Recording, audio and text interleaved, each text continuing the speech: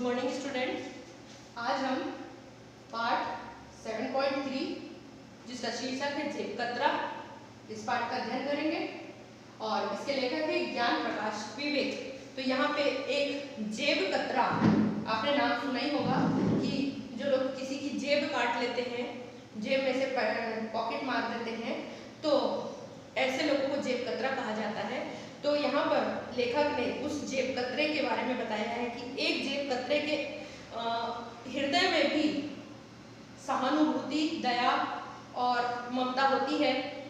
जरूरी नहीं कि हर जेब कतरा निष्ठुर और दुष्ट हो।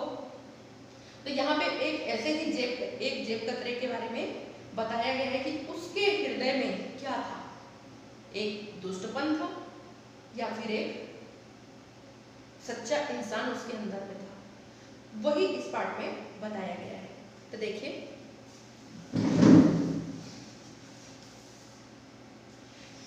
बस से उतरकर जेब में हाथ डाला, मैं चौंक पड़ा, जेब कट चुकी थी।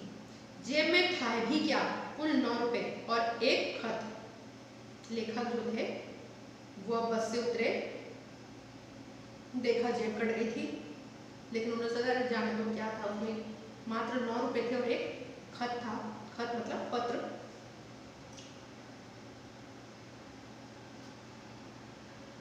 जो मैंने माँ को लिखा था कि मेरी नौकरी छूट गई है, अभी पैसे नहीं भेज पाऊंगा। एक पत्र लिखा था उन्होंने अपनी माँ के नाम में, उसमें लिखा था कि अभी मेरी नौकरी छूट गई है और मैं अभी पैसे नहीं भेज पाऊंगा।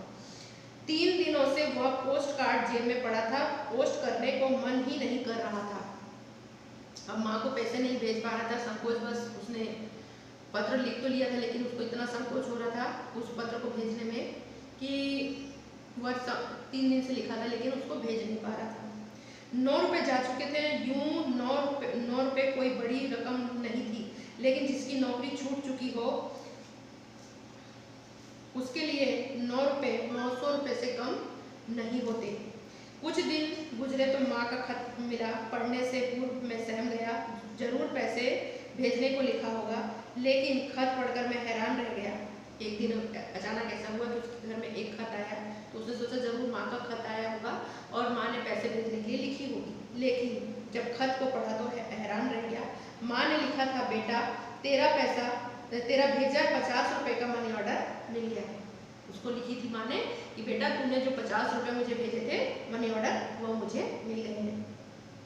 तू कितना अच्छा है रे, पैसे भेजने में कभी लापरवाही नहीं बरतता। वो अपने बच्चे को दुआएं देती थी, तू कितना अच्छा बेटा है, तू हमेशा मुझे बराबर समय पर पैसा भेज देता है। इस प्रकार मैं इसी उधेड़-बुन में लग गया कि आखिर माँ को मनी ऑर्डर किसने भेजा होगा। उसने सोचा मैंने तो भेजा ही नहीं हूँ, फिर आखिर भेजा किसने ये मनी ऑर्डर। क्या आप लोग गेस कर सकते हो ये मनी ऑर्डर किसने भेजा था? गेस कीजिए। कुछ दिन बाद एक और पत्र मिला। चंद लाइनें थी, आड़ी तिरछी लिखी। बड़ी मुश्किल से खत पढ़ पाया। कुछ दिनों के बाद एक पत्र और आया, बड़ी तिरछी आड़ी लाइनें लिखी थी, बड़ी मुश्किल से पढ़ा। अब उसमें क्या लिखा था देखिए। लिखा था, भाई 9 रुपए तुम्हारे और 41 रुपए अपनी ओर से मिलाकर मैंने तुम्हारी माँ को मनी ऑर्डर भेज दिया है। फिक्र मत करना, माँ तो सबकी एक जैसी होती है, वह क्यों भूखी रहे। तुम्हारा जेब कतरा। तो उसने उस जेब कतरे ने उसकी माँ को मनी ऑर्डर भेजा था और उसको पत्र के माध्यम से उसे अवगत भी कराया था कि हे भाई, मैंने तुम्हारा 9 रुपए जो चुराया था, जेब काटा था, वह 9 रुपए और 41 रुपए मैंने अपने तरफ से मिलाए और तुम्हारी माँ को मनी ऑर्डर के रूप में 50 रुपए भेजा हूँ, क्योंकि माँ तो सबकी होती है, वो बेचारी क्यों भूखी रहे। अगर मैं मतलब उसके अंदर एक इंसान जाग उठा था कि जब उसने उस जेब को काटा और साथ में पैसे 9 रुपए के साथ साथ जब उसने वो पत्र पढ़ा जो लेखक ने अपनी माँ को लिखा था कि मैं पैसे नहीं भेज सकता, मेरी नौकरी छूट गई है, तो उस जेब कतरे के अंदर एक सच्चा इंसान जाग उठा और उसने सोचा कि मैंने गलत इंसान का जेब काट लिया हूँ। और उसने क्या किया, उसकी माँ को उस 9 रुपए को मिलाकर के 41 रुपए उसमें और ऐड किए और 50 रुपए का मनी ऑर्डर भेज दिया। अर्थात वो सोचा कि माँ तो सबकी होती है, तो माँ क्यों भूखी रहे। ये सोचकर उसने एक इंसानियत का परिचय यहाँ दिया और